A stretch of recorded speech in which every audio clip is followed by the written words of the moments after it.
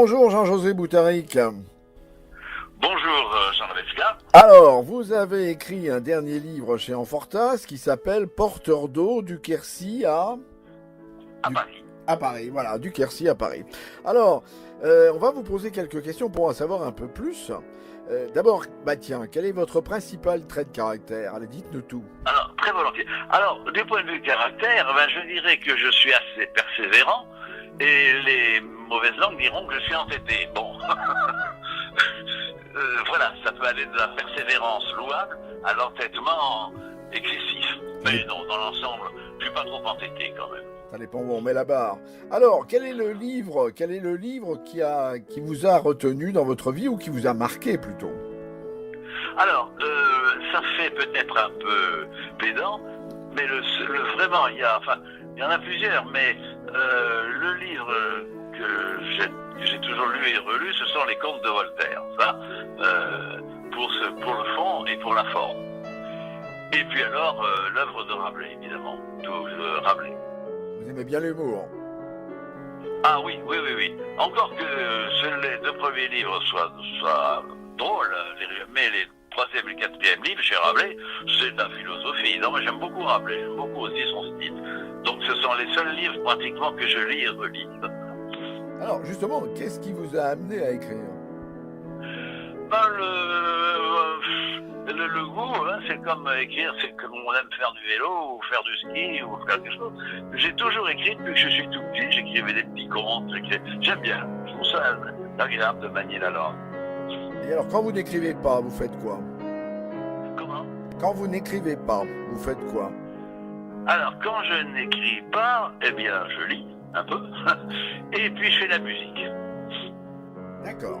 Alors, est-ce qu'il y a une personne dont vous auriez aimé être l'amie, vivante ou morte? Oui, alors il y a une personne que j'admire beaucoup et dont j'aime beaucoup le caractère, prime sautier dans l'enfance et ensuite qui a bien évolué, c'est Mozart. Enfin, j'aurais aimé être l'ami de Mozart. D'accord. Qui était drôle. On lui reprochait d'être un peu scatologique, mais c'est pas vrai, c'était la tendance de l'époque. C'était un garçon absolument charmant. Est-ce que vous avez un animal préféré?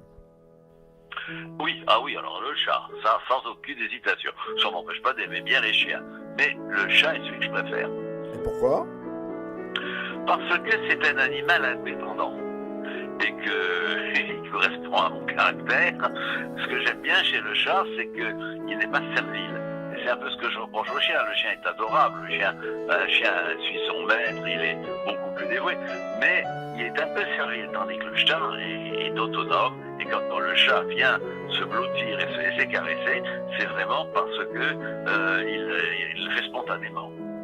Alors, est-ce que, en dehors de Mozart, vous avez un compositeur préféré? Oui, alors oui, Beethoven, sans aucun problème.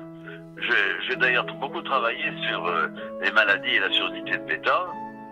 J'ai même, c'était au sujet d'un DEA, l'histoire de la médecine.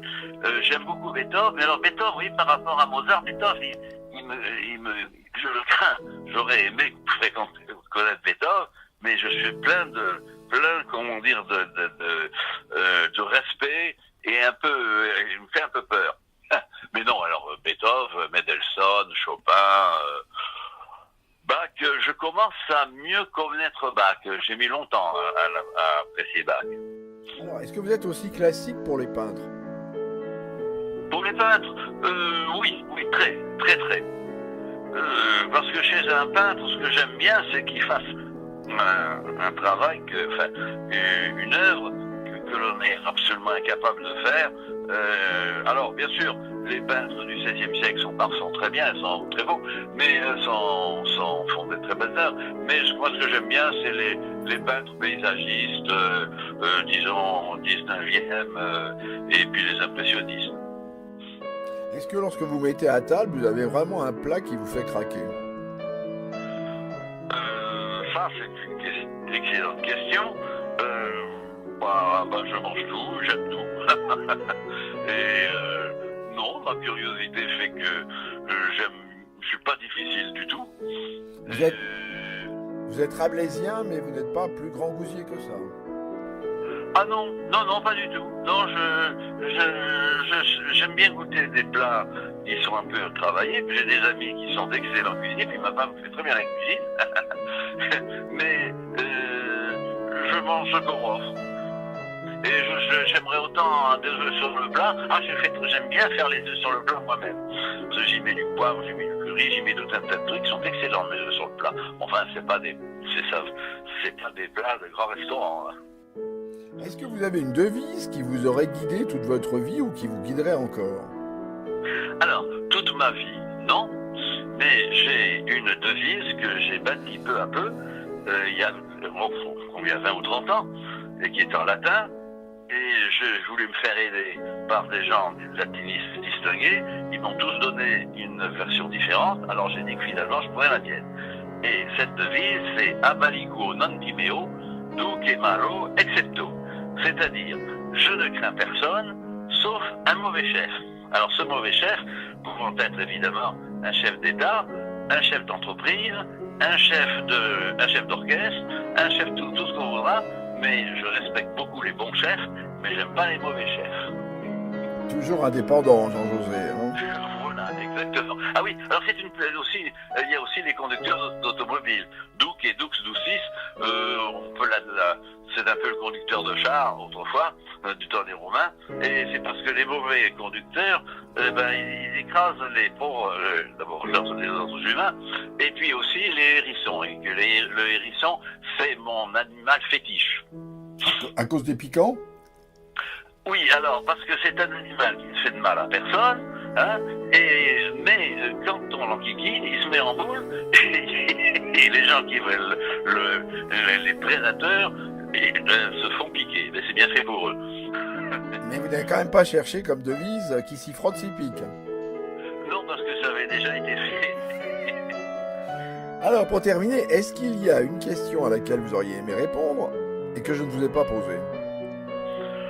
Je ne vois pas tellement. Non. Alors la dernière question, ça va être, pour en savoir plus sur les porteurs d'eau, il faut se référer à votre livre qui s'appelle... Alors, porteur d'eau du Quercy à Paris. Alors, un livre autobiographique un peu.